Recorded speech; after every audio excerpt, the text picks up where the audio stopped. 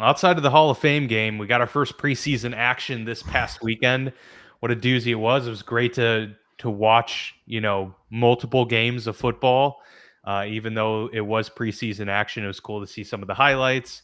And I'm going to toss this question to you, Mark. Should there be a asterisk or a special place in Canton dedicated to the 70-yard field goal that was booted by Jaguars kicker Cam Little? Dude. Shattering. That would shatter the record if it counted. Obviously, it's not a regular season game, but 70 yards. That was impressive. Well, he didn't do it in Denver either. I think that's what made it more impressive to me is, you think the record's going to be broken when they go to Mexico City and do the game there. Humidity but he did it in the steamy humidity of Jacksonville. This kid's got a leg on him, and it really. I wonder what the analytics say, because he didn't just barely hit it either. Oh, he made it. It looked like he would have made it from like 75. It's a weapon. And listen, Jacksonville's we're about to talk about here today.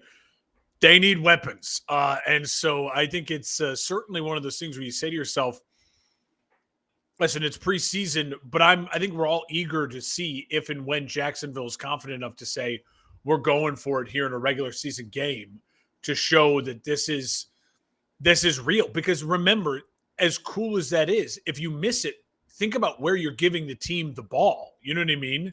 Yeah. And I think in a normal game, but they also were, I think it was right at the end of the half, so they didn't have to worry about it. Yes. So maybe it's going to be a lot of that type of situation that we'll see them bring it out. But also, if Jacksonville's playing a game against a Buffalo, a Baltimore, a Cincinnati, a Kansas City, where you need to score points, then it's a weapon. It was a wild video, because all of a sudden you're just like, wait, what happened in Jacksonville? Yeah, it was crazy. And it would just be hilarious if, like, the next wave of kickers, if he's like the Patrick Mahomes coming in after Tom Brady, if Cam Little's, coming in after the Justin Tuckers and just being automatic from 60, like it used to be and still is for most kickers. Ooh, I don't know. Can we trust him with like a 58? I don't know. If this guy, you can say, 60, he's automatic from 60. That's easy. Yeah, that's a wild something thing we've never encountered before. Yeah, my guy's not even good from 50. Cairo Santos, he's like a 49 and under. He's elite, and then 50 and over, it's absolute hit or miss. Which also goes to show how difficult being an NFL kicker really is, because if he's a professional kicker that has held a job for several years, and he's good, and from 30 to 49, he's fantastic. He's one of the best in the league. Yeah, it's hard to be consistently good from beyond 50, even at the height. That's why guys like a Tucker, or I would say Chris Boswell now, like those are few and far between in the league. Harrison Butker, like these guys are showing why they matter in the league, and kicking is still very much a big part of it. We'll get to some news before we get to our divisional previews. This week we are talking about the NFC and AFC South, two divisions that have certainly been among the dregs of the league for the last decade plus, but have a lot of intriguing upside as we get into this kind of new wave of head coaches and quarterbacks. So excited to talk through these two divisions. But first, let's talk about some news from the preseason action. Unfortunately, Rashawn Slater, that's the big ticket news that's come out over the last week, out for the season. So the big time left tackle, they were going to have their bookends set for the next decade, were the LA Chargers. Now without their left tackle in Rashawn Slater, going to move Joe Alt to the left side now to protect the blind side of Justin Herbert. But brutal news there coming out of LA ahead of a season where you thought they had that, implementation of the Jim Harbaugh offense last year, wanted to run the football more, got a lot of efficient play out of Justin Herbert, taking the next step this year. And now they're going to have to do it without their all-pro left tackle. a big blow to the run game and also obviously this passing game too. It's a giant blow. I mean, it's part of the core of their team. It'd be like the Bengals losing a Higgins or a Chase, like one of the two. It's like, no, that this is the core of our football team is built around this offensive line. I still think it's an above average offensive line. They added Mekhi Yeah. Becton as well in the offseason. But, when you Imagine look if at, they didn't have Joe Alt, a I guy that know, they could move over to the left. I mean, I that would be know. bro. Yeah. And so, listen, it also just, it makes everything thinner, right? Like it just adds that extra level. If Alt tweaks an ankle week 6 and now he's got to miss a week or two, there could be a stretch of this season where the Chargers have a below average offensive line. And from everything I've heard too, when you pop your patella tendon, it's one of those where it's like guys are never the same. Like the knee is never the same. It's not an ACL. You know what I mean? It's a different type of injury. And so, listen, he's young. He's already missed a season because of an injury. This will be number 2 because of an injury. He got paid, so you feel good for the player, at least that Definitely. there's some security. You feel terrible for the organization, and because this is the worst case scenario for them. Now they have all this money tied up in a guy who's not going to play this year and may not ever be the same as he was when you paid him, what he projected to be. So big injury. And to me, it's the biggest injury so far of looking at the start of the season. Besides the guys who were still waiting for them to come back from injuries last year, the Tank Dells of the world, things like that. This is as far as a new injury goes. There's not been one bigger, and hopefully, knock on wood, there won't be one bigger going into the start of the season.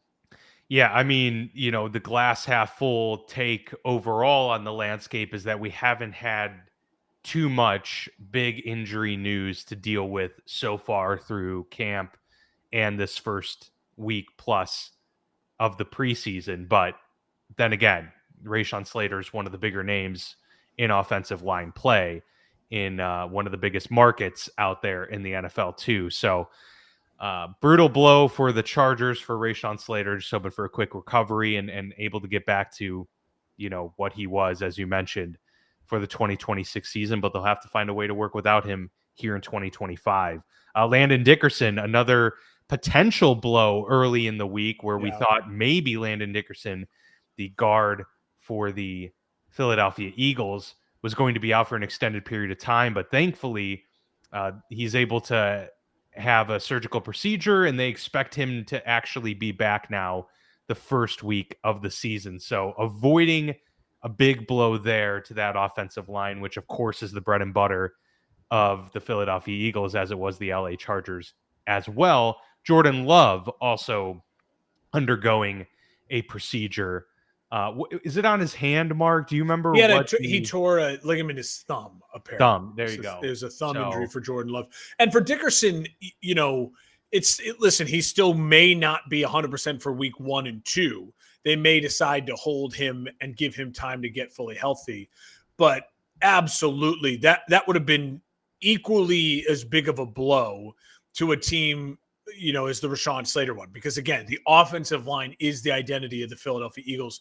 And Dickerson is at the heart of that. For Jordan Love, it's a bummer because there was some nice moments from Jordan Love in that opening preseason game. There's overall the Packers, I mean, it was an ugly loss, but again, it's preseason week 1. And for him now to say, hey, listen, you're dealing with wide receivers who are injured, wide receivers who aren't playing, and wide receivers who you don't have a great rapport with because some guys have just missed so much time. That's got to give Packers fans a little bit of pause. But again, it's a great coaching staff. It's a great head coach. It's a great organization. I don't think this is going to be something that derails them. Maybe will Green Bay start a little slower than maybe they were projected to because of this? Maybe. But does it derail the Packers from contending in the NFC North? Absolutely not. Yeah, agreed. I mean, they'll be fine and they'll be able to work around it. But the Jaden Reed news, like the question marks around this receiving core, I agree. Like they're going to have to get some clarity pretty soon on who they're going to be working with because, this is a big year for Jordan Love and the Packers, really, because they could slowly find themselves falling behind in the dust of the Detroit Lions. We'll see what your Bears do this year. But the Packers need to stay afloat because it does feel like they're almost wading in water right now and trying. And they're consistent, they're stable, they're good. But are they going to elevate now? It's year 3 with Jordan Love officially. So this is the time for them to be able to do that. And missing valuable reps in the preseason doesn't help. Brutal blow for Vikings wide receiver Rondale Moore. Yeah, that sucks. Who, for those who remember, a few years ago was a really big name in like fantasy football circles for the Atlanta Falcons. Really shifty, good wide receiver out of the slot. And he was 20 years old when he came into the league. He's still just 24 years old right now. But for the second consecutive season, suffers a season-ending injury before the season even begins. Yeah. So I believe that's 2.5 full years without NFL play for this young 24-year-old promising wide receiver for the Vikings. Now, obviously, the Vikings have plenty of depth, and they've got their top 2, but no Jordan Addison for extended period of time to begin the season.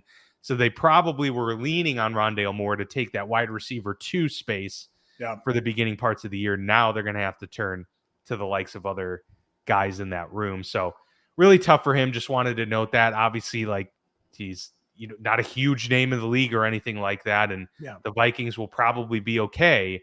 But really sucks for Rondale Moore. Moving forward. I'll just say, again, it just speaks to, with the Vikings and the Packers, maybe now because of injuries getting off to slower starts. Yeah. How imperative it is for Chicago and Detroit to capitalize on that, right? Because because of you don't have a wide receiver after Justin Jefferson, and because your quarterback is shaky with his wide receivers and getting himself healthy in weeks 1 through 3, you have an opportunity to create some space early in that division if you're Detroit and Chicago. And we'll keep our eyes on it, especially when we break down the North coming up in a couple weeks. Yep, absolutely. And final bit of news before we get to our previews.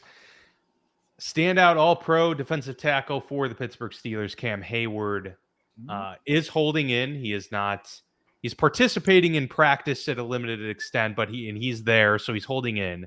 But he is not – participating in team drills or anything like that currently, as he waits to have his contract, quote unquote, addressed, as he puts it, which is fair. And I will say, a lot of people may remember he got an extension last offseason ahead of the 2024 season. And so, he was locked up for 2 years with a third year tacked on there as well. But at the same time, and I think, it makes sense from what Cam's perspective is, he was coming off of an injured year in 2023. He was entering the season, in his mid-30s, and rightfully so. The team was like, hey, man, like, this is the time where defensive linemen completely fall off. You're coming off an injury. We don't know what to expect. And so they found a deal that seemed commensurate given those facts. But now Cam is saying, okay, I came back. I had an all-pro year. I was healthy all year. Yeah. And honestly, he was like a top 5 defensive lineman last season. He's still that guy. Like, yeah. He was really that good. guy. So he's like, I need to be paid what I'm worth. And probably from his perspective too, he's not going to have many more chances to, get paid a considerable amount. And right now he's being paid, 22nd amongst, defensive tackles in the league. So he wants his contract addressed, probably wants more just guarantees for this year. And I'm confident it's going to be handled. Yeah, I'm confident it's going to be handled. I just can't envision, knowing the Steelers and especially knowing Cam, this guy doesn't want to go play for someone else. No. Now, he said he's willing to not play games.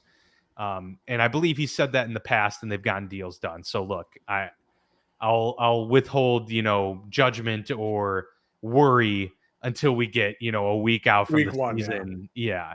But I do think it's going to get handled. But you're just I don't like the noise. That's for sure. I don't like the Sure. fact that Well, this is, Dan, I think part of this, I know this is going to sound maybe crazy, but let me draw the lines. I think part of this is all Aaron Rodgers too. The players are not dumb. Watt and Hayward looking at this and going, wait a minute, you're all in. Like, this is the all in year, right? There's no plan beyond this year, right? This is the all in year. So you need me. You need Watt. You need Cam Hayward. And so I think they're pushing it a little bit. I think their agents are smart. I think they are smart. And they go, listen, you need us, go all in with us. And we're willing to say, if it blows up and we stink or whatever, then we'll make the adjustments and you guys might, go into the tank or whatever it might be. But this is, I think part of it is when you sign Aaron Rodgers and you don't have a plan at quarterback, you're going all in. Players are going to try to take advantage of that. Yeah, the cards are on the table, and so they're saying we'll put ours on the table too. Yeah. And so it makes sense. But I do expect deals to get done, and Cam Hayward is probably the top guy in this team that doesn't need preseason reps. So I'm not too concerned about, any missed time there. But yeah, you certainly want to have him back and ready to go for week 1 of the regular season. All right, let's get into our previews, Mark. We'll start with the NFC South. I will let you kick us off with the team. All right, the NFC South. Well, there's only one team to start with. That's the team that's going to go for a 5th straight division title, the Tampa Bay Bucks. Todd Bowles and Baker Mayfield. I'll never forget 2 years ago at this time, I was writing the Bucks obituary. Remember, I said they should go all in on the tank. And they should, they should go all in on getting a quarterback number 1 overall and move on and say this is just fire Todd Bowles, win 2 games, and then reset. And I could have been proven more wrong. And so much of it is Baker Mayfield. Dan, over the last 2 years, Baker again is going to year 8, which is crazy. Baker Mayfield going to year 8. We're getting old. Yeah, that is wild to think about. 2 years in Tampa, 67% completion percentage, 8,544 yards, 69 touchdown passes. That's most in the NFL over the last 2 years. Only 26 interceptions. So a 3-to-1 basically touchdown interception ratio. And he's rushed for over 215 yards on average a season with 2 touchdowns. So he had that one infamous run in Tampa not long ago. I think it was last year, kind of, fired up the boys. This is a team that has, to me, they feel like the easiest lock to win their division, maybe beyond Buffalo. Like this just feels like they're not going anywhere. I know they're on the 3rd offensive coordinator for Baker in 3 years. But Baker has shown what he's done really well. And any offensive coordinator is going to be smart enough to go in there, work with Baker, and build an offense that works. They still have Mike Evans. They will get Chris Godwin back at some point in time. He's probably going to start the year on the pup. You draft Emeka Egbuka, the rookie wide receiver, round 1 out of Ohio State. That kid is 6'1", 205. He is the rookie Chris Godwin. So when you have all 3 of those wide receiver weapons, plus a really, really above average tight end in Cade Otton, this offense has so much firepower. Now, Tristan Wirfs, ankle injury, knee injury, going to miss the start of the season. He will be back, but it's still a really solid offensive line. It's not a terrible offensive line. And then they had a rookie running back out of Oregon and Bucky Irving show up out of nowhere, over 1,200 yards. Over 1,100 yards, 8 touchdowns. It was able to catch the ball effectively well. 47 catches for Bucky Irving for just under 400 yards. So it was a big part of the passing game for them as well. The offense has so many weapons. And then you go to the defense and you go, Todd Bowles still has veterans to work with. Now, veterans who you might argue are getting maybe over the hill, but there are still guys who the name on the back of the jersey inspires them to say, I got to wait till I see them fall off the cliff till I'm going to predict they fall off the cliff. Vita Vea, because Elijah Cansey, the young player going into year 3, the edge rusher who's, I think, ready for that breakout year. Levante David, Hassan Reddick, Antoine Winfield Jr. I mean, they have some real marquee defensive players with a defensive head coach in a division with those quarterbacks where it just feels like Baker is a head and shoulders above everyone. And they have the defense that can be disruptive for the other quarterbacks that are already not as good as their own quarterback. I'll just say this about the schedule really quickly. I don't see a death stretch. I just don't. There's no 3 or 4 game stretch where you're like, ooh, good luck, Tampa. Yeah. Yes, they do have to play at Houston versus Philly versus San Francisco, at Detroit, at Buffalo, at the Rams. Those aren't easy games. Those are 6 tough games. But I'd argue Tampa is capable of competing in all of those games, and I don't expect them to go 0-6 in that stretch. I think 3-3 is very plausible for Tampa in that stretch, especially with the 3 I mentioned, Houston, Philly, and San Francisco. They played Philly really well the past couple of years. They handled the tush push. They're the only team that is proven to stop the tush push, mainly because of Vita Vea. And so while there's tough games, there's no death stretch. And Dan, at the end of the season, weeks 13 through 18, yeah, it's very, very it nice. Opens up for them. So even if they stumble through the middle of the season with those tough games, Arizona, New Orleans, Atlanta, Carolina, Miami, Carolina. 4 divisional games in the last 5 weeks. They could end 6-0 on a 6-game win streak and end up being a 12-5 team. And winning their division again. It wouldn't shock me at all. Go into the playoffs hot. Very, very high on Tampa. Not a lot of weaknesses. I don't see the weakness. I'm concerned about Tristan Wirfs not starting the year. But again, he didn't just injure himself. It's like they've known it for a while. They're preparing for it.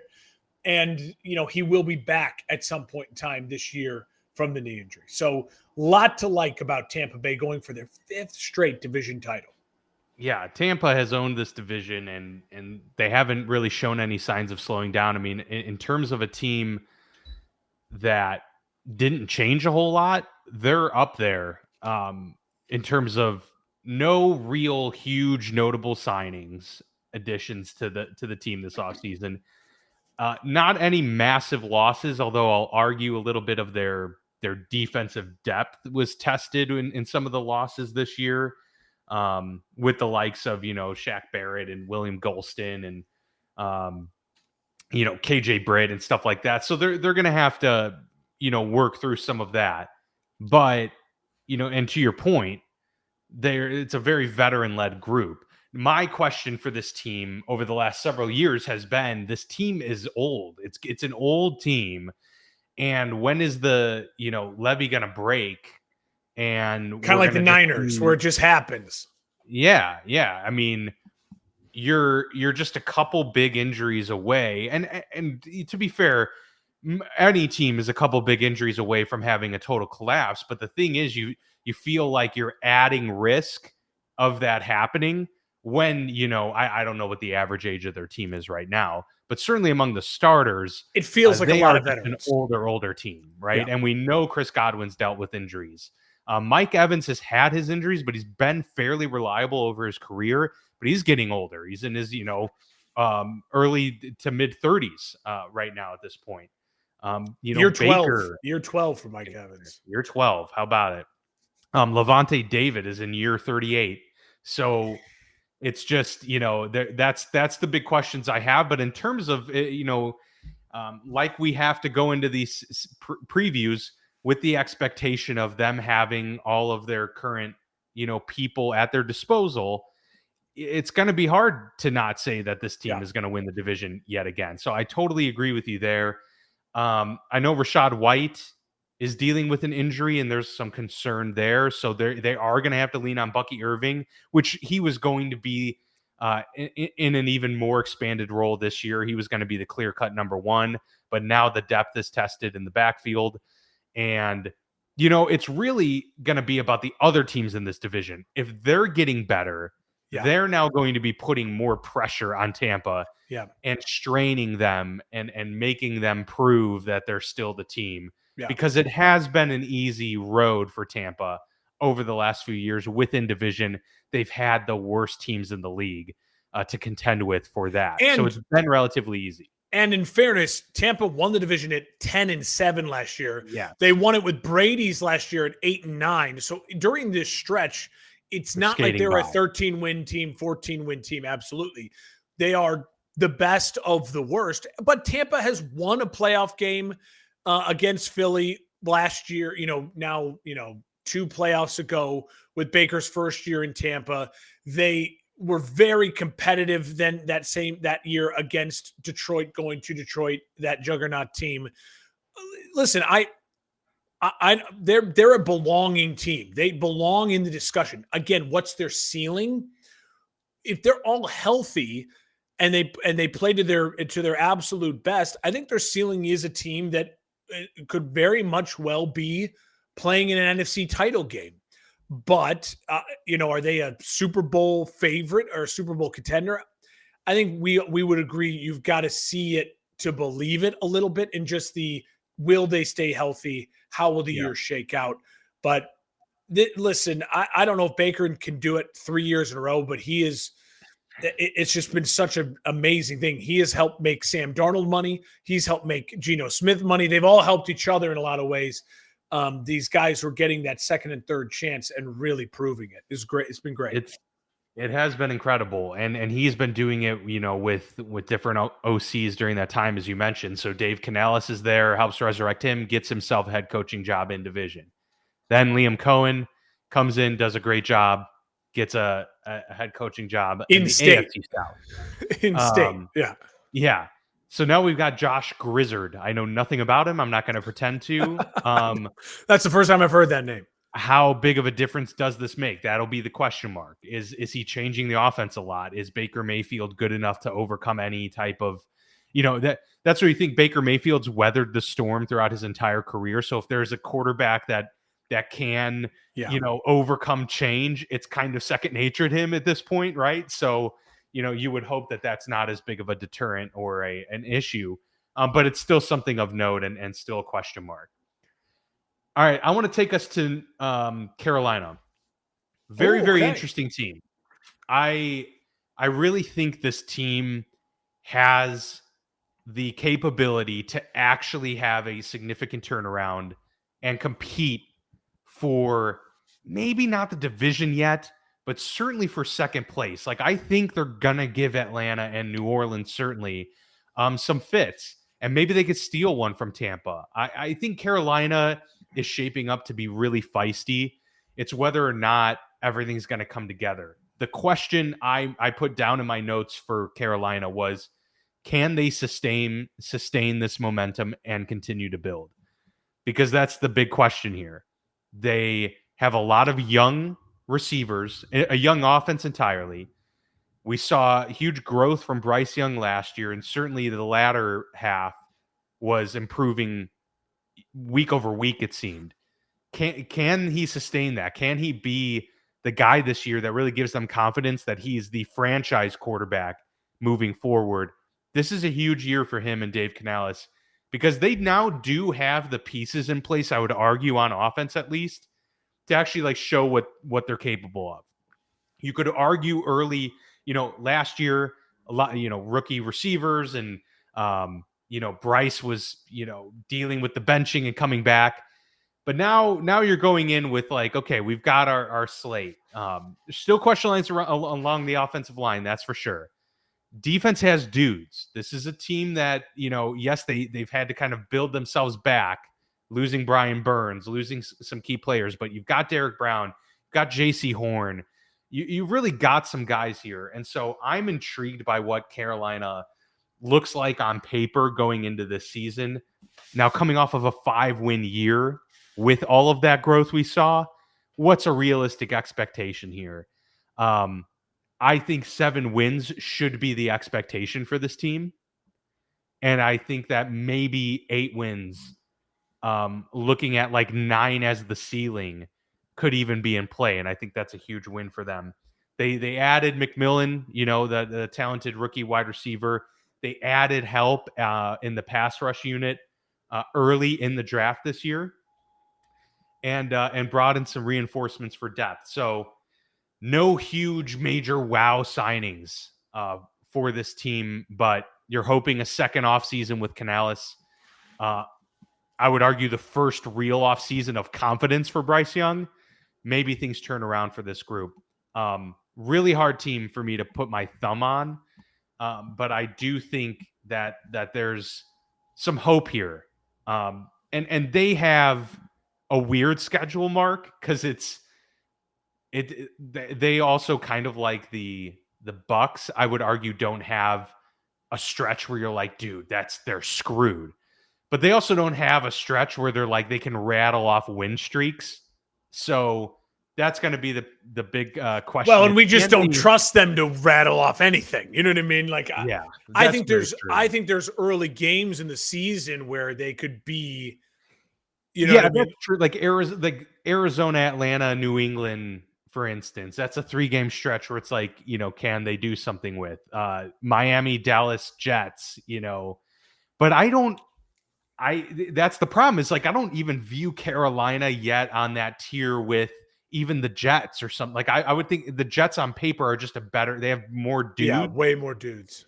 And, a team like the Cardinals, I think they could give them fits, but can Bryce Young keep up with Kyler Murray in that offense? Like, they're just going to have to show a lot this year. But I have confidence, or at least hope, that something can be built here. Yeah, if you want to get them to 7 wins, they've got to find a way to go 2-0 against New Orleans and probably 2-0 against Atlanta. With then splitting with Tampa. There's 5 wins. You know what I mean? Because the out of division schedule is tough. I'll start with the schedule because we're talking about it. Weeks 8 on, Dan, Buffalo, Green Bay, 49ers, Rams, and Tampa twice. Like there's not a lot of wins there at the end of the season. And what made the Carolina Panthers fun at the end of last year was they were scrappy and they win that big game at the end of the season to beat Atlanta, to really kill Atlanta's last chance hopes to maybe make a wild card run. That was an amazing game, and Bryce Young played his ass off in that game. So the schedule is workable. I agree at the beginning, weeks 1 through 7. I think they can compete with the Dallas if they play their best ball. I think they can compete with a New England, a Miami, a Jacksonville, Arizona, Atlanta. Yeah, right. But it's hard to hang your hat on like what they are going to be. It's year 3 for Bryce Young. I'll say this is a good thing for Bryce Young. In year 1, 2 years ago when we were talking about him, his number 1 guy was Adam Thielen. Yeah. Adam Thielen is now his number 3. And Adam Thielen is probably his last year of me considering him like a really solid number 3 guy. Mm-hmm. Like, and by this time next year, they better upgrade that number 3 or that number 2 position. You have Xavier Legette, who had a tough rookie season, but again, is it him or is it there were still some balls that were not Jalen Coker came up big the last 5-6 weeks. He might be the better rookie from last year overall. True. And he might be the number 2 guy, even though they're going to give Legette every opportunity. Yeah. And you took Tet McMillan in the first round this year. He was the top picked wide receiver. He was a lot of guys wide receiver number 1. I mean, Egbuka, we just talked about, like it's just a tough class overall. It's a tough class overall, but I think he could become a really good, solid NFL, 1,000 yards, 80 catches, to 8-9 touchdowns. He could become that type of guy. So all of a sudden you're saying to yourself, with Chuba Hubbard's explosion last year with almost 1,200 yards and 10 touchdowns, hey, wait a minute.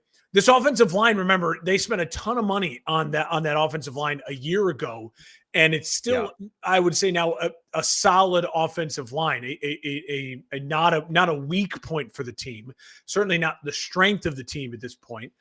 But Dan, Bryce Young, I was like you, I was like, in my mind, I was just like, Bryce Young, like big step forward last year. When I looked at it, I didn't see it in the box scores. Now, I didn't go back and watch the highlights, but I did rewatch part of that game against Atlanta, that last game, and he did play well, and that was a really fun game. I'd encourage anyone who's looking for like a fun highlights to watch Week 18 Atlanta, Carolina last year. Yeah. where Atlanta's playing for a lot and Carolina's playing for pride in division. And everyone's throwing the kitchen sink at these two rookie head coaches with young quarterbacks. It's a really fun game. And Bryce Young, he ran for 6 touchdowns last year. I think that's the thing where I was like, oh, okay, where was Bryce Young like actively more aggressive? He ran for about the same amount of yards, but in the red zone, Canales was like, dude, we just have to score. Like there's times where you can just slip through the hole between the guard and the center or get outside the tackle really quick and just run it in. There are some of those plays for Bryce Young that I don't think he was willing to make as a rookie that Canales basically said, you don't have a choice. You have to make some of these plays. You have to be more aggressive. We have to use you as a weapon in the red zone. We just don't have enough. But Dan, in 30 starts for Bryce Young, he started a lot of games. I know we still think of him as a young quarterback. He started a good amount of games in college, 30 games in the NFL so far. He's averaging 60% completion. That's, to me, the biggest knock. It's like his only chance and Tua's only chance and Brock Purdy's only chance. And you see the theme I'm going with? The undersized guys who don't have the traits. Your only chance, Baker, to be extremely successful in the NFL is to be like Drew Brees. 60% is not enough. I just said with Baker, 67, and it was really basically 70% last year with Baker. Yeah. And so 5 percentage points in the NFL makes a huge difference. It does. That's 60 to 65 is a different quarterback. That's 2-3 extra third downs a game. You know what I mean? That's extending drives. It's everything. And it's process, right? It's how are you processing? Are you making the right decisions? Are you holding onto the ball or not? So yeah. I have a huge question. I'm definitely not as high on Carolina as you are. They were only 5-12 last year. You're in the Carolina. They've burned me in the past, and they have that year. I thought Matt Rule was going to win Coach of the Year, and they were going to win the division, and they won 4 games or whatever. Yeah. I'm going to take your word on the defense. My look of the defense when I went over them for this was just like, okay, yes, J.C. Horn, but like. It's a lot of youth. And so it's like I need to by this time next year be saying to myself, oh, okay, I know that guy's name. Oh yeah, that guy's name. Like I need 1 or 2 of these guys to also like step up and be an 11 sack type of person. A'Shawn Robinson is the name. I'm like, oh, I know A'Shawn Robinson. He's been in the league like 9 years. Like, it's like, and he did have a nice year last year in Carolina, but I'm looking at these names and I'm like, what? And it's so I need some of these young guys they've invested high picks in and whatever picks they've had since the big trade to go. So we'll see. Carolina, I think your ceiling is it's the right projection, meaning this is the growth you need to see. You were a 5-win team last year. Can you push it to an 8-win team this year? I have less confidence in just because, again, I think by week 4 next year, after they play the Jags, Arizona, Atlanta, New England, if they're 2-2 through that stretch, I will feel like, no, this could be a team that maybe gets to 8 wins and is a feistier team. And then the Bryce Young question will be huge next offseason because you're going into year 4. Do you pick up the 5th year? What do you do with all that? And how he plays and his growth is going to be another must-watch storyline for this year for the Panthers and for the NFL. Yeah. And look, the offensive line by mid-season could actually turn into being like the absolute strength of the team because they've got a lot of promise there. It's the interior, their bookend tackles are good, but it's their interior that have a lot of question marks about, and that's going to be a big factor in their run game and their ability to stay in games with a lot of teams. So, I think when all is said and done, I expect my projections to come close to maybe that like 7-ish win area, but we'll see later on this month when we do our full preseason predictions. But hopeful for Carolina. It's going to be I really want Bryce Young to succeed because I think he handled everything really well. Like he's been a really model citizen, easy guy to root for. So. Absolutely. I think it's going to be hard for me when we're picking these games to not just look at Carolina still as an easy win for a lot of teams, you know? Yeah. And so I think that's going to be one of those things I got to keep reminding myself, like, hey, can Carolina sneakily win a couple of those games that you would have the last 2 years just circled? It's a loss. It's a loss. It's a loss. All right. I'm going to Hotlanta. And this is a Falcons team. It was 8-9 last year, year 2 of Raheem Morris and Michael Penix Jr. We don't have to talk about Kirk Cousins at all. Listen, Michael Penix, it's so funny to me. I'm trying to think of it as complimentary. Mm-hmm. Everyone, the amount of media scrutiny on Caleb Williams is just insane. And I get it. We had talked about him for 2 years in college, his last 2 years, really almost 3 years of college, of being like the superstar and like the next number 1 pick. So that builds up in a lot of casual fans. And when casual fans, then it's an easy name. It's Chicago. It's easy to be like, duh, Bears stupid, Caleb sucks, pin nails, like, duh. Yeah. And so Michael Penix is another one of these guys where people are like, you know, I'm reading the Mike Sando. I don't know if you saw the Mike Sando quarterback tears. And that just came out. I didn't actually. I was thinking about tagging you in it, but I was like, we would spend 20, 30 minutes on this. So it's just not worth the time. But to look at it, Mike Sando does it every year. And he talks to like 8 current GMs, 5 former GMs, 8 current coaches, 5 assistant coaches, you know, 4 former coaches, and then a bunch of personnel people and whatever, right? So basically talks like 50 people and has them rank these guys in tiers, all the starting quarterbacks. Yeah, looking at it right now. Caleb ends up basically like almost half of the people put him in tier like 4 or 5, like the bottom tier. And I'm saying all this because I'm about to drop stats on you that, again, it's just like, it's the compliment, right? Like, there was not a week last year, not 1 week last year, that Drake May or Michael Penix played better than Caleb Williams. There's just, statistically, it did not happen, right? Look at the box scores, look at the results, watch the footage. There was not a week where Drake May or Michael Penix was better than Caleb Williams. I'm not going to argue with you on the other two. That Jane Daniels became a superstar and Bo Nix played very, very consistently, very well with a Hall of Fame head coach telling him exactly what to do, when to do it, and how to do it. Caleb Williams had 3 offensive coordinators. Michael Penix Jr. had a 58% completion in 5 games. Again, he is in the category more like a CJ Stroud because he's physically a little bigger than the Tuas, than the Kyler Murrays. But you are not a weapon. You are not a physical weapon.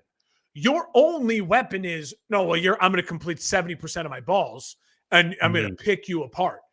58% completion percentage, 775 yards in 5 games.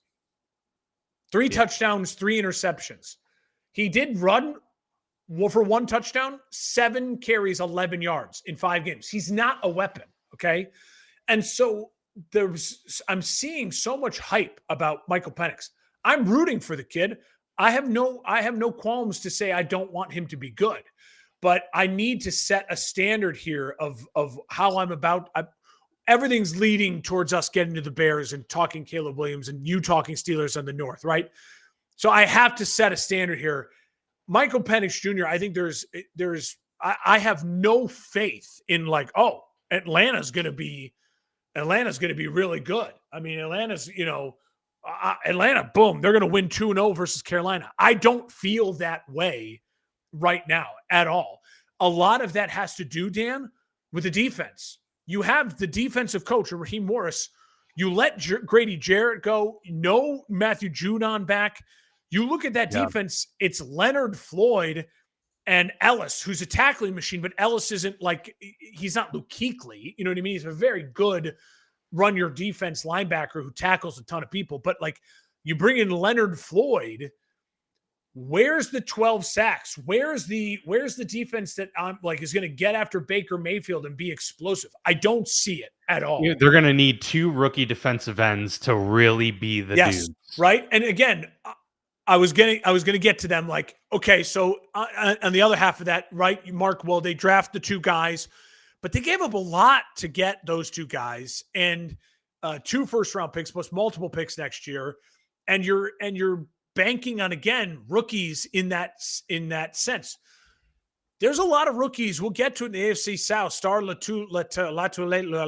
know what I mean? A year ago, everyone's like, well, they drafted the rookie first round. He's going to be a stud edge rusher. Like 4 sacks. Like, right? Like, it can take a year, right? Not everyone's Jared Verse where they pop in a rookie year and they're explosive. Now, you'd like to think that one of them is going to hit, right? So there's something, right? You have one guy to go with Leonard Floyd, who's a very professional, but I'm really worried about this defense. Obviously, they have the offensive weapons are all there for Michael Penix Jr. It's a lot like for Caleb Williams. Like, there's no excuses, right? You have Bijan Robinson, top 3 running back in the league. He was fan-frickin-tastic last year. 1,400 yards, 14 touchdowns, 61 catches for over 400 yards. 17 games back-to-back years for Bijan Robinson. So he's been a workhorse 2 years in a row. Tyler Algiers is a very capable backup. A wide receiver core that's got Drake London, Mooney, who's injured, but he'll be okay. Ray McLeod, Kyle Pitts, you throw in there. An offensive line that is, they lost Drew Dahlman, but you still have Jake Matthews. You still have Lindstrom. Like, it's a quality offensive line. So I have a huge question on defense, and I have a huge question mark at quarterback. And then I have a head coach in Raheem Morris that, again, show me why I should have concrete faith in Raheem Morris. I just don't see it. And Dan, their start is about as tough as a start as you can get out to. Yeah, that's tough. Tampa, Minnesota, which Minnesota, we have no idea. They have a top 5 roster in the NFL, but we just don't know yet what Minnesota's going to be like. So you have Tampa, Minnesota, Carolina, Washington, a bye week, and then Buffalo 49ers.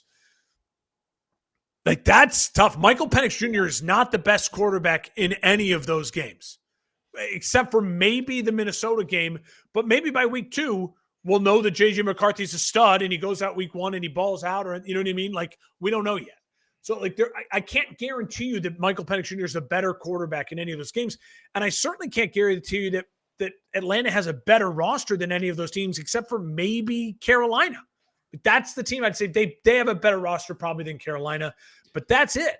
And then Dan, if they can somehow survive, and if Michael Penix can grow, they do have a really workable end of the year. So Miami, New England, Indy, Carolina, New Orleans, Jets, Seattle to round it out. They can be battling. I have no idea what to make of Atlanta this year. I feel like they were 8-9 last year. I might just pencil them in for 8-9 again. And a lot of that is because of the head coach, the quarterback, and a defense I just don't have the faith in. Those 3 things. And those are 3 key things. Yeah, and it's a defensive line that lost a ton of, dudes there as well. Eddie Goldman, Matthew Judon. So Grady Jarrett. Yeah, Grady Jarrett. So yeah, what's going to happen there? Are those rookies going to, even if one pops, you kind of need both of them to be really good, to elevate this defense, because there's just not much there for them right now. You pair that with the complete unknown of a Michael Penix, you chalk this up to being his rookie year essentially.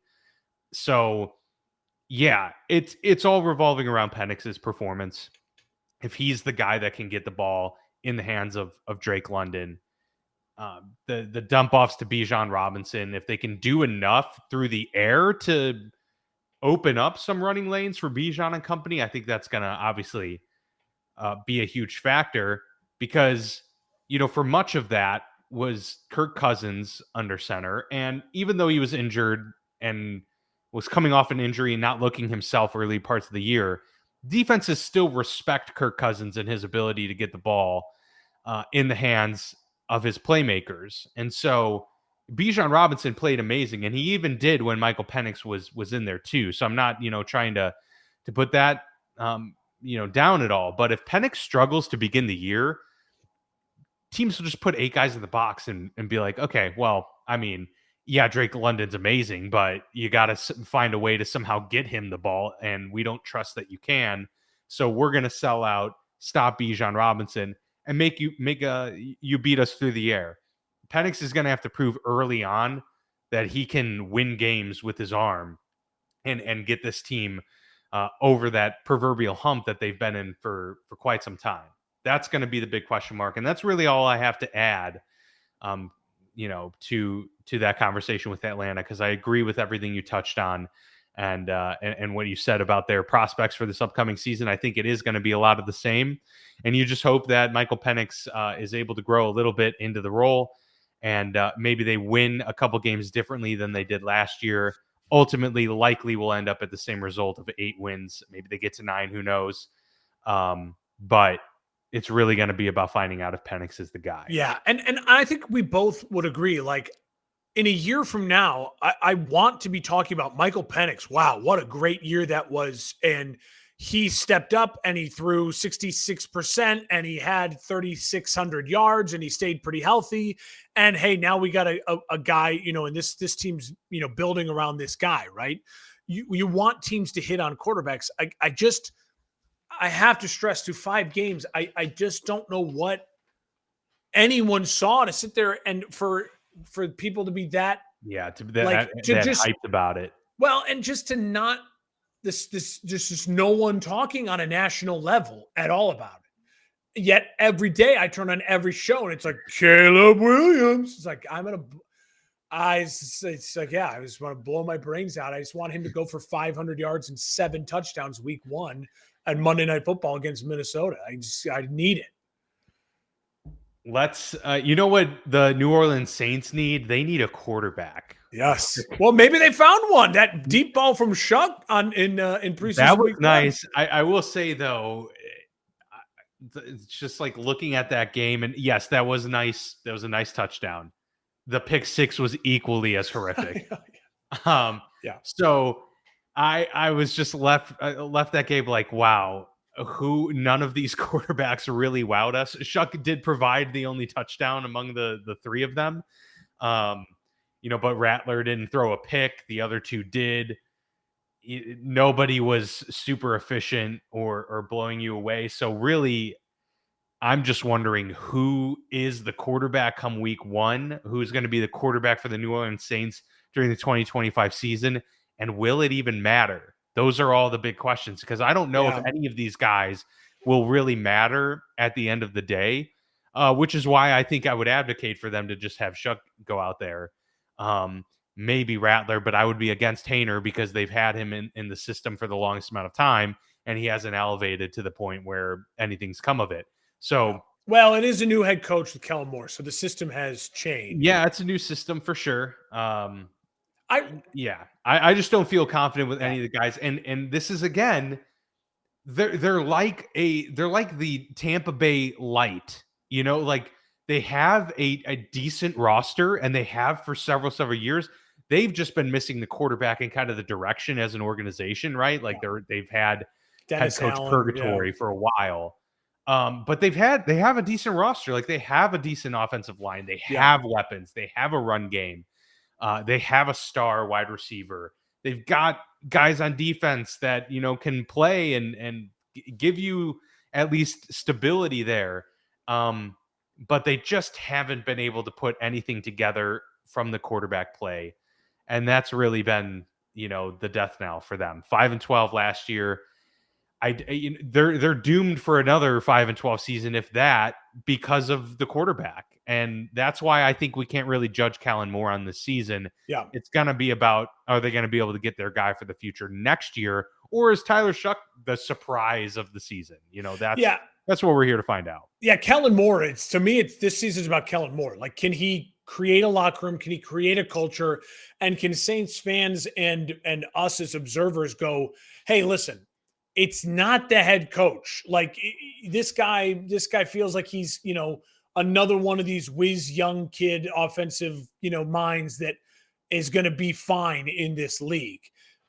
Listen, you mentioned the weapons. Kamara in 14 games last year was still fantastic. Almost 1,000 yards rushing. It 1,500 total yards, basically missed it by 7 yards.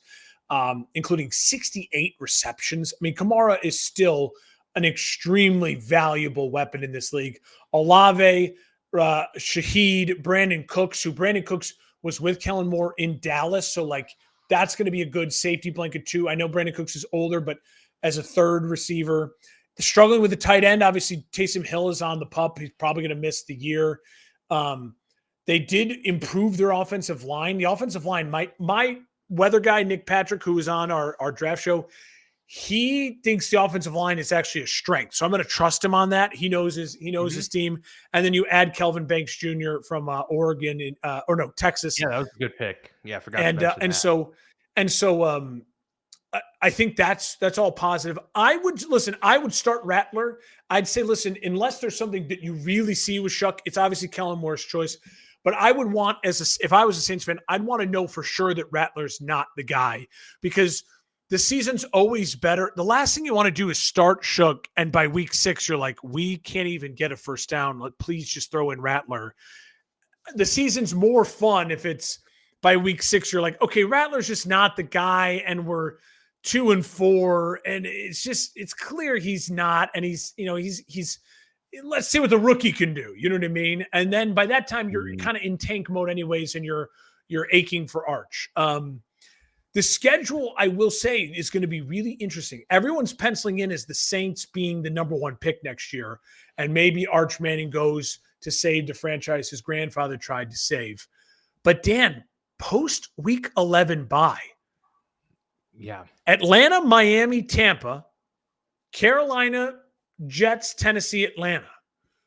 There's some games in there there's some games there where you could say to yourself, do we have a situation like when Houston and Chicago, you know what I mean, we're kind of battling, and Chicago really needed Houston to win to get that 1 seed, and Houston didn't need to win? Like, you could see it. Maybe it's like, why did you beat Carolina, you scumbags? Now we don't have the number 1 pick.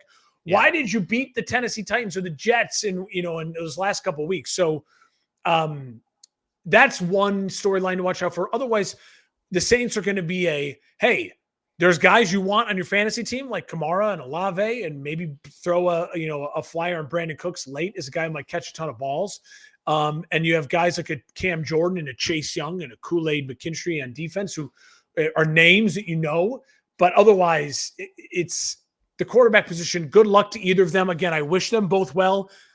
I hope one of them has an insanely awesome year, and we're not talking about the Saints as a bottom dweller, and they have their quarterback of the future. I'm not believing in that. All right, let's turn our attention to the AFC South. You want to kick us off here with your team of choice? Yeah.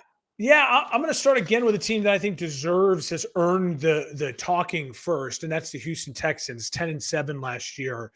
Year 3 of CJ Stroud and DeMeco Ryans. Again, the continuity between them. Listen, CJ Stroud, was it a sophomore slump, or was it, hey, they went out and they got him, Stephon Diggs, to go with Tank Dell and Nico Collins, and then it's like a bomb went off in that wide receiver room, right? It was still a solid year. 20 touchdowns, 12 interceptions, 3,700 yards. Here's my concern with CJ Stroud and for the Texans overall. In rookie year in 23, he was only sacked 38 times. He was sacked 52 times last year. So is that CJ Stroud taking a mental step back? Is that the offensive line, which was a problem? They just needed to address it. Or is that is it some sort of weird combination of both? I think it's a storyline to watch out for this year. Is CJ Stroud, we know he's not the most mobile guy, but to get sacked that many times, an increase of 14 sacks, and he played in 2 more games, it's concerning for sure. Obviously, they have a really, really B+ A- running back room. Joe Mixon, Nick Chubb, Dameon Pierce. I think Chubb is going to start the season maybe injured, but he'll be available. Joe Mixon dealing with some injuries as well. But when all 3 of those guys are healthy, that's an A-, B+ running back room for sure. A very nice 10 tight end in Dalton Schultz. We know that Tank Dell is probably not going to play this year at all. You have this interesting Nico Collins, Christian Kirk. I like that for CJ Stroud. Christian Kirk kind of team 3, prove it. Can he, hang around as a really nice wide receiver 2 to a Nico Collins, who's their wide receiver 1? And then that wide receiver 3/wide receiver 2, the rookie out of Iowa State, the second rounder Higgins. He's a very interesting player, Jalen Noel as well. Noel, and then you have Braxton Berrios and Mechie, who was a high draft pick just a couple of years ago as well. So they have bodies in that wide receiver room, and they have a clear number 1 in Nico Collins. So I think the pecking order, finding out, will Christian Kirk be that 2, or will he slot to the 3? Will someone pop as the new 2? And then you have an embarrassment maybe of riches by this time next year when Tank Dell does return. Listen, the O-line, they make the trade and they get rid of Laremy Tunsil, and then you add Trent Brown, but he's injured. He's on the pup. Cam Robinson moving to left tackle. He has had some struggles. I mean, he's a good player. I don't know if he's an elite tackle anymore. This is an offensive line that, again, with the sack issues, is going to be highly looked upon. There's going to be a lot of scrutiny on the offensive line. The defense is nasty. It's an elite group. It's a very, very good group. Will Anderson, Sheldon Rankins, Daniil Hunter, getting that front 7 is very, very good. CJ Gardner-Johnson, Derek Stingley Jr., they have names, they have bodies, they have a great defensive mind at their head coach. I fully expect them to be a problem in the AFC South for the young quarterbacks and the bad quarterbacks in the division. Tough games. Listen, they have them. They have them. No death stretch, but you have at Rams, home against Tampa, at Baltimore, home against San Fran, home against Buffalo, at KC. Is Houston better than all of those teams when they're at their healthiest? I think probably they can compete with Tampa and San Fran to say we're better than them, right? But are they better than the Buffalo Bills at their healthiest if both teams are 100% on 100%? No. Are they better than Kansas City 100%, 100%? No. Are they better than Baltimore? So they have tough games, but they don't have tough stretches. Week post-Thanksgiving, they've got to step on the gas post-Thanksgiving. Kansas City is in there, but you have 2 games versus Indy, Arizona, Las Vegas, and then the Chargers, who, especially with the Rashawn Slater injury, aren't as strong as they were 2 weeks ago.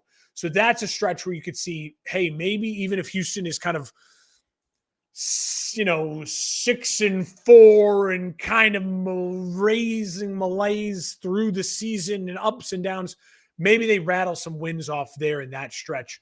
Besides that Kansas City game, I could easily see them, beating Indy twice, Arizona, Las Vegas, and the Chargers. Those are teams I know they're either better than or can be better than. And they play Kansas City tough. It's not like they don't play Kansas City tough. It wouldn't shock me if they beat Kansas City. But again, just going off paper, I like Houston. I like Houston at 10-7. I feel like they are that type of team again this year. I think there's not enough people talking about year 3 of CJ Stroud and where is that arrow going? Because we had a skyrocket and then we had a kind of dip/hold. And so that's all it feels like to me, a lot of pressure on it with a defensive head coach. People aren't going to blame CJ Stroud. Again, if he takes another year step back, it's going to be, we got to get CJ Stroud help. I think a lot of people think he's the guy. I think he's the guy. So that's when people start looking at that coaching staff. So pressure on DeMeco and Stroud to prove, no, like Josh Allen and his defensive head coach, we can do this together. Yeah, no, I mean, you hit the nail on the head for a variety of reasons. It's going to be, can they stay healthy this year? Will that offensive line that has been completely rebuilt live up to their expectations? Because if not, it is really like all riding on that, right? You're already dealing with, question marks about like Joe Mixon and what the backfield's gonna look like. And you need the offensive line to be performing and kind of be at midseason form by week 1, to be honest. CJ Stroud gonna need to stabilize a little bit, and we'll see if those wide receivers can live up to their hype. But it is a really good wide receiver core. It's a really good roster in general. So I agree with a lot of what you said there. I'm going to take us to Jacksonville, if I may. Yes. Okay.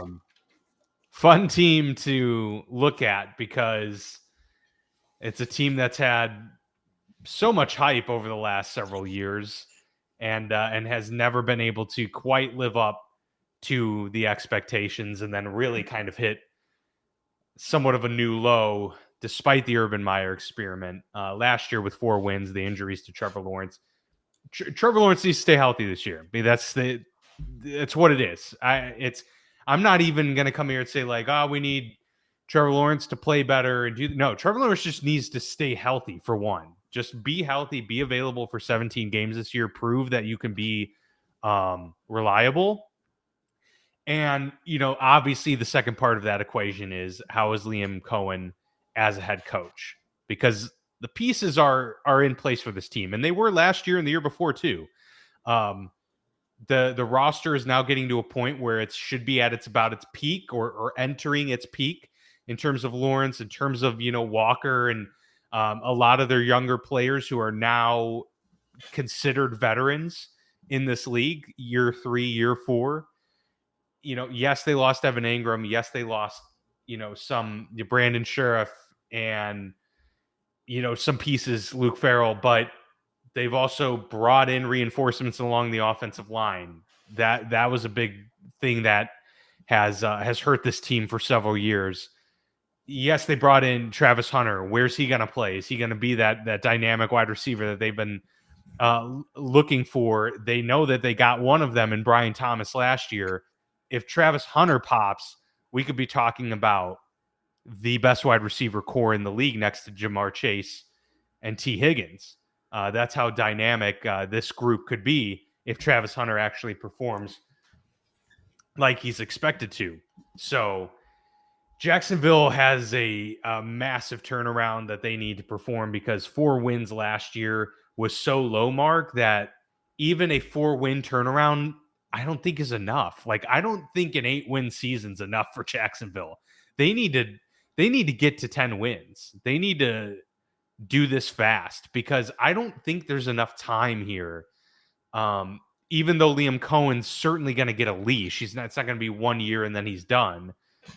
But we've talked about this for years. Like, they need to kick it into gear, and especially if they get a healthy 17 games out of Trevor Lawrence and they still don't get past 8 wins, how can you consider that a successful year, even though they doubled their win totals from the year prior? I just don't see it. If Trevor Lawrence is healthy, this team needs to be competing for the division, and they really need to find their way to squeak into the wild card, in my view, to consider this an actual winning season, or an actual win, whether you want to call it not a metaphorical win, but you know what I'm saying. I get it. I get it. Curious if that's actually going to happen. Listen, actually going to stay healthy. With Liam Cohen, if you told me the Jags end up after his first year with 8 wins, I think that would be something we'd say, I agree with you, not like oh my God, this is amazing. But I think Jags fans would breathe a huge sigh of relief, because I think if the Jags are an 8-win team, then Trevor Lawrence played the majority of the games, and Trevor Lawrence played well enough in the majority of the games. I think So a lot of what you said was really, really good stuff. I want to push back on a couple things, and then I want to add just a couple little things here.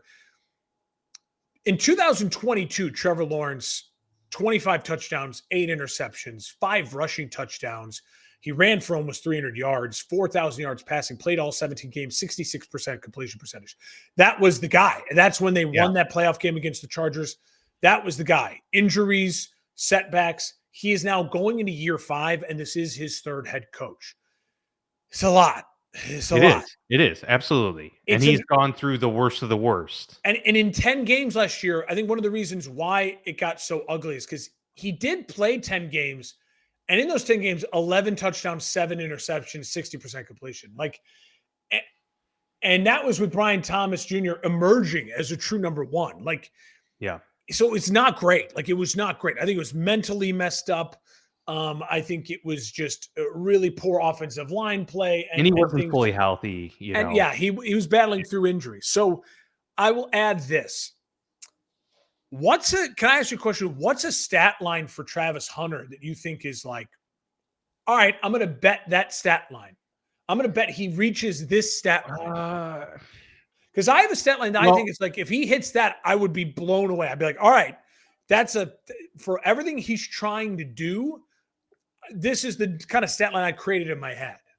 I will qualify this by saying I think his impact is more important in how he affects the game versus hitting a specific stat line. For instance, if he has 40 catches next year, but 12 of them are 50-plus yard catches in huge moments, third downs, he's having game-breaking touchdowns, and then he's also playing defense, for several snaps or whatever, I will say, okay, you got what you wanted out of this guy, because Brian Thomas is your go-to, consistent dude. Travis Hunter is now this big play, massive threat that you have to account for anytime he's on the field, and that would be enough. His presence alone then would be enough to sway. But in terms of, a stat line that I would say, wow, really you got to solid. bet money. You got to bet money. All right, I think he's going to get to this. This is hey. I think I would bet 55 catches for 700 yards and 6 touchdowns.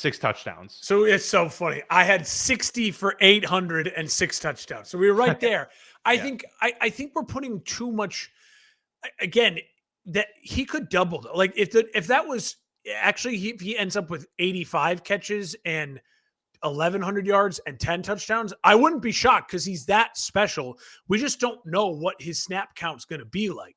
And I think what you're saying there by the impact in the game, remember, Brian Thomas Jr., there was a moment early in the season I was like, who's this kid? You had to remind me, no, that's the kid from LSU, the draft, because you're just Brian Thomas Jr. It's not Odell Beckham. It's not Jamar and he wasn't, Chase. Nobody was raving about him. He's going just into the Brian draft either. Thomas Jr. And he was 87 catches in 17 games, basically 1,300 yards and 10 touchdowns.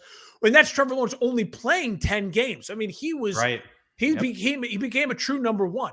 So what you want from Travis Hunter, in my opinion, is when you look at the weakness of their wide receiver 3, you're talking about Diami Brown, Parker Washington, Joshua Cephas, some of the other names on that wide receiver room.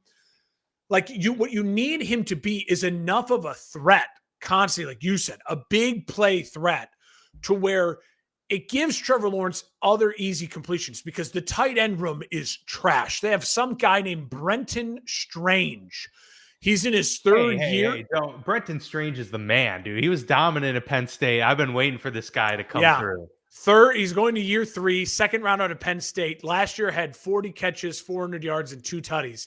So I say that meaning they don't have a guy, right? You're used to thinking oh no, they have that tight end, right? They have this is not a tight end group that is strong. Maybe he has a breakout year now because he's number 1 of the depth chart and he gets his chance. Yeah, and he's more of a dual guy anyway. He's more of a blocking guy. So, he's definitely not Evan Ingram. And yes, Etienne and Bigsby are both solid, but none of them are what we would say is Joe Mixon, right? None of them is a star, but guys who can catch the ball in the backfield. So the pressure is on Brian Thomas Jr. and Travis Hunter.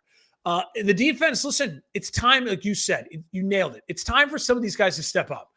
Josh Allen's been great, and he got paid. Josh Hines Allen, or whatever he names himself.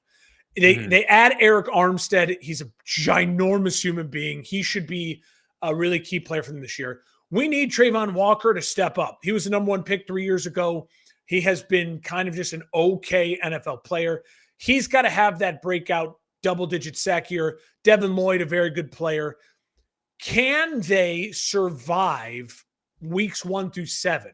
Right, because I'm glad you pointed out that Yes. because after week 7, dude, it's very, very, conducive it's to conducive. a winning strategy. So in weeks 1 through 7, yes, they have Carolina, but Dan, they have to go at Cincy. So you're going up against you're not winning that quarterback battle, right? We think you have to play against Houston, division rival, which again Houston's won the division last 2 years, has outplayed you. You then go at the 49ers and then Kansas City, Seattle, and the Rams. Now, you do get Seattle and the Rams at home. You don't have to travel for them. But those are teams right now that we feel better about them than we do Jacksonville. So if you survive that stretch at, let's just say, 3-4, or even 2-5. I think 3-4 would be. But a positive 2-5, right? Dan, after the bye, Vegas, Arizona, 2 games against Tennessee, 2 games against Indy and the Jets. The Jaguars have got to go 4-0 against Indy and Tennessee. If they can do that, then I'm with you. Then this is that 9-win team that's right there battling, and that means Trevor Lawrence is having a good year. It all falls in Trevor Lawrence and his relationship with Liam Cohn. Him and Kellen Moore are the 2 rookie head coaches that I'm like, I need to see your culture, right? I'm close to Ben Johnson right now. So as a rookie coach, I'm getting a lot of his culture. We saw Aaron Glenn's culture in week 1 against the preseason against Green Bay. So I have a sense of some other rookie head coaches' culture. I have no sense of what the culture is in Jacksonville and New Orleans or what they want to be. Are they going to be a run-heavy team? Are they going to be a pass-heavy team? Are they going to be a hard-nosed football team? Like, what's that culture going to be?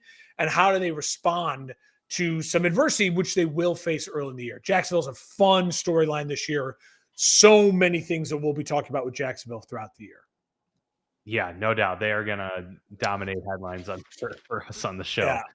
We've been talking about Trevor Lawrence for a long time. You went Jacksonville, so I'm going to go to Indianapolis. So let's get to the Colts. They were 8-9 last year. Shane Steichen, year 3 of Shane Steichen, I believe now. Yep. And Anthony Richardson It's year 2 for Anthony Richardson. No, it's year 3 for Anthony Richardson. It's year 3. Oh, so you're right. So it's year 4 for Shane Steichen. Yep. AR versus DJ. Dan, I mean, so I did my kind of average stats. So let's listen to this. In 6 seasons for Daniel Jones, 6 seasons.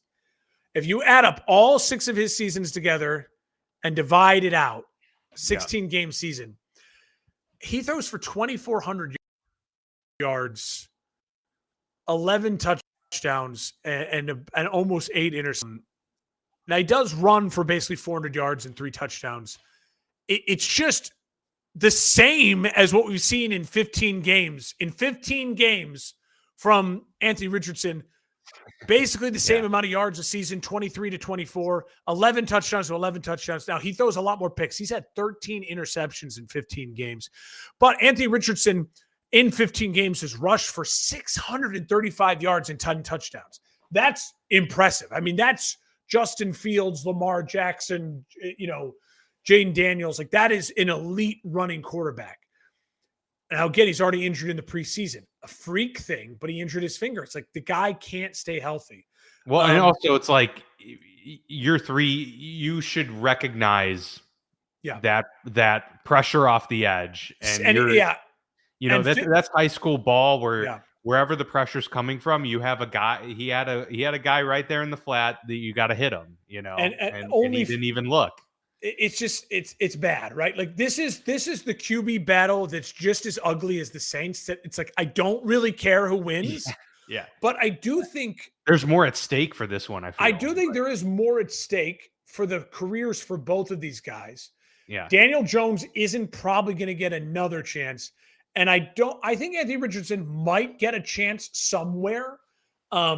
He will if Trey Lance is still getting chances. But it will be with no guarantees and with no hype and with no fanfare or whatever it might be.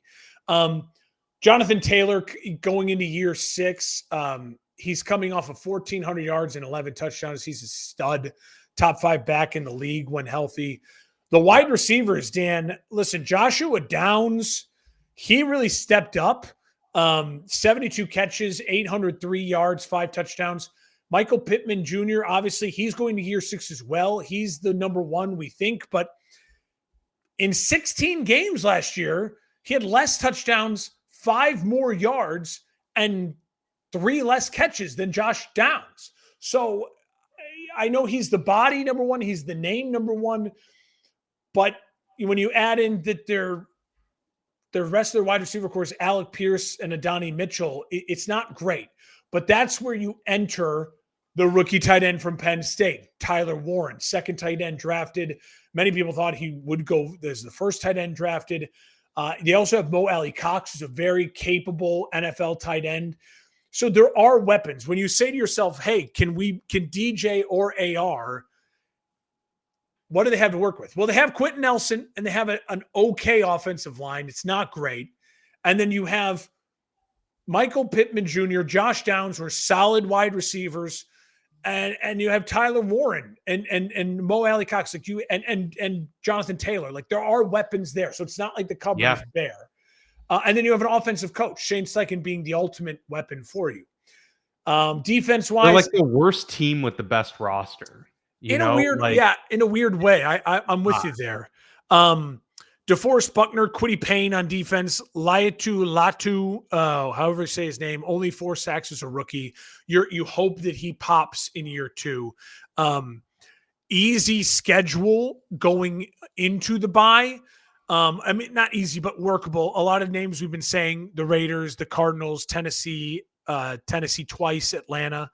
But post week 10, not easy. Not easy for them. It's Kansas City, it's Houston, it's Seattle, it's 49ers, it's Houston, and it's the Jags. So you have 2 against Houston, 2 against the Jags, the 2 teams in the division I think are better than you. I know Houston is. I think Jacksonville is. And then you have a 49ers, Seattle, Kansas City in there. That's tough. So Colts 8-9 last year. I'm not feeling confident the Colts are getting back to 8-9 this year, unless someone really surprises me here the rest of the preseason in or week 1 or 2 at the quarterback position. If one of them really plays with a lot more confidence. If Anthony Richardson's finger is good to go by the regular season, who do you think is going to be the starting quarterback of this team? So it's not so I think it's going to be Daniel Jones. But if I was the Colts, I would start AR. Going to AR mid-season because Daniel Jones is not good. It's not a good formula. That's bad. That just reeks. Yeah. Selling yourself, and listen, we drafted AR. We're working with AR. He's healthy, and this is his last chance, and he knows it. And I know that's a lot of pressure, but we're not going to pull him just because of 1 interception. But we're going to give him a 4 games here, whatever. We got a workable start to the season.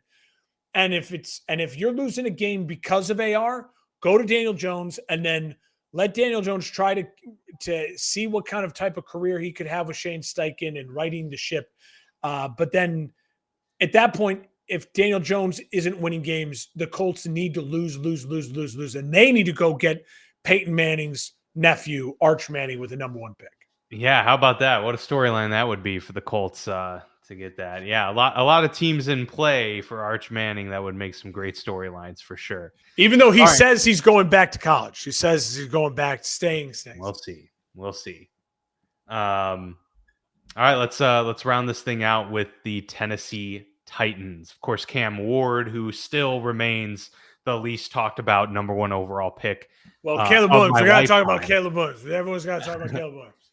Had a decent, perfectly fine start to his preseason career and led them down a touchdown drive, 65-yard touchdown drive. Obviously it's all going to depend on how Cam Ward performs, but I think this team had a good offseason. They brought in a lot of reinforcements, nothing sexy, but helped bring in reinforcements for the offensive line. Drafted, of course, Ward, but also rounded out some big needs on defense. I think the wide receiver Iomanor was a really interesting pick when they took him in the mid rounds. So we'll see if he's able to get a rapport with him, as well as Xavier Restrepo. They've obviously got Calvin Ridley there, so they've got some dudes that he can rely on to maybe help soften that. But it is still a team that is just, depleted in terms of guys. I mean, that was what the offseason was about, was just filling out this team with dudes, NFL players. And the draft was kind of a step in that direction. They got some, older veteran players to, as I said, kind of build out some depth. But this is a team that's going to need another offseason and probably one more after that to really start to fill out this roster. Is just a team that needed bodies and capable guys throughout it. So it's going to be a process, Mark. I think our expectations are pretty low for Tennessee in what is this, year 2 for Brian Callahan.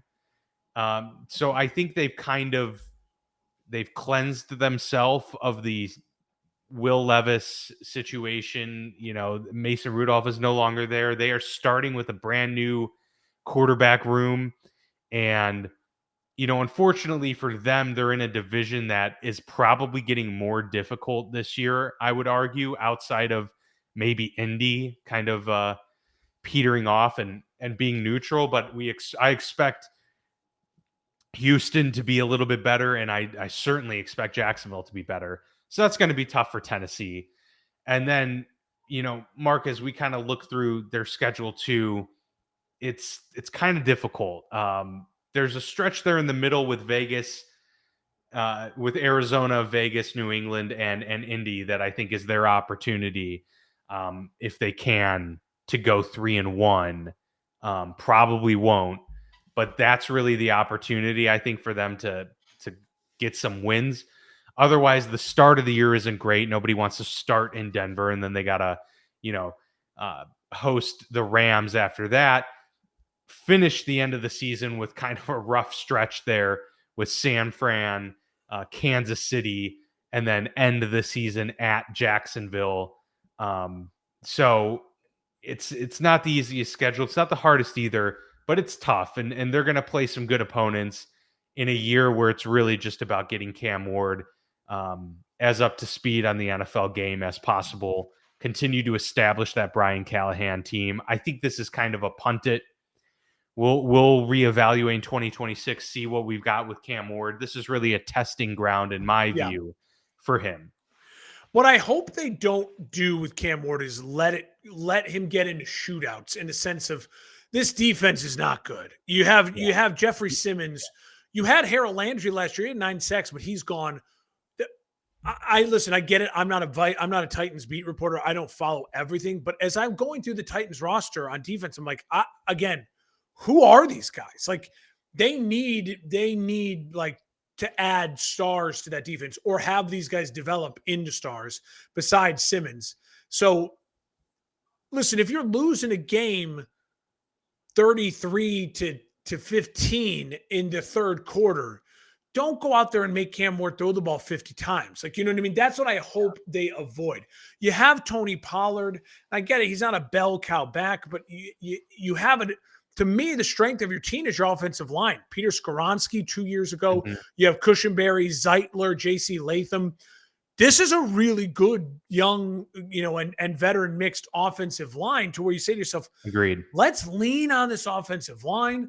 Let's keep Cam Ward standing upright. Cam Ward is in practice. The videos, there's been a lot of great film. Could I see Tennessee being the team? They might be the team that I bet, like, I don't know what their over-under wins is in Vegas, but if it's like 5.5, I think I might sneaky take the over on them. Yes, they have a tough schedule. They do have to play at the Niners, Kansas City, at Denver, the Rams, Houston twice. But Dan, they have the Colts and they have New Orleans. So they have 2 games against the Colts, a game against New Orleans. They also play a Cleveland team, which I think they might be better than, and their strength can handle Cleveland's strength, which is Cleveland's defensive line. They have a Raiders game, which you never know. I'm not sold on the Raiders 100%. And then they have an Arizona game, +2 against the Jags. Could this be a team that sneakily finds their way to 6-7 wins? I think it's possible. I think it's possible because of the offensive line. And if Cam Ward plays, above average football for a rookie quarterback, which I think he's more than capable of doing with an offensive coach, a really solid offensive line. And you mentioned it, Calvin Ridley, but also Dan, Tyler Lockett and Van Jefferson. Those are 3 vets who are going to be, all of them, absolute security blankets for a rookie quarterback. Yeah, there's a good guys to have on the team for sure. And then with a young quarterback. And Chigakonkwo, the tight end, he really came on last year too. So he's got dudes, he's got veterans, and then he's got an offensive line that should keep him upright most of the time. I'm very excited for Cam Ward's rookie season. And if you're Indianapolis, if Cam Ward pops and Trevor Lawrence has a comeback year to where he did in 2022, you've got, I'd argue Indy is the team I'd circle as the must-tank team. They have the new, Jim Irsay passed away, RIP Jim Irsay. We're dealing with 2 owners' deaths over the offseason with McCaskey, Virginia, and Irsay. I would argue if I'm the Irsay daughters who are now running the Colts, the only problem will be like, do you stick with Shane Steichen? I think you would, because I think Shane Steichen, there's a lot to like there. But if you go into the tank for a quarterback, you're going to fall really far behind if it's a bounce back year for Trevor, and if Cam Ward is somewhere.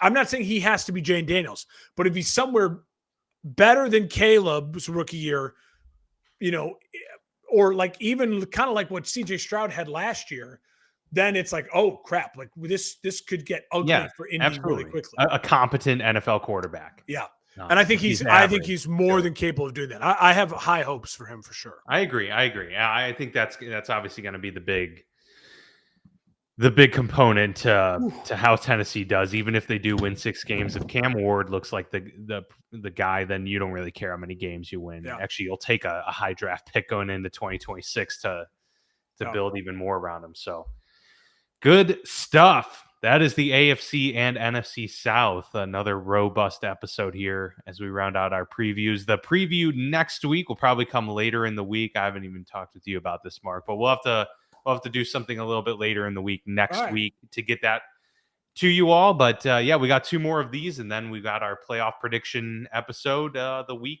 of my prediction is by the next time we talk, we will see Caleb Williams play in the preseason. So God help me, God help Twitter, and stay tuned, because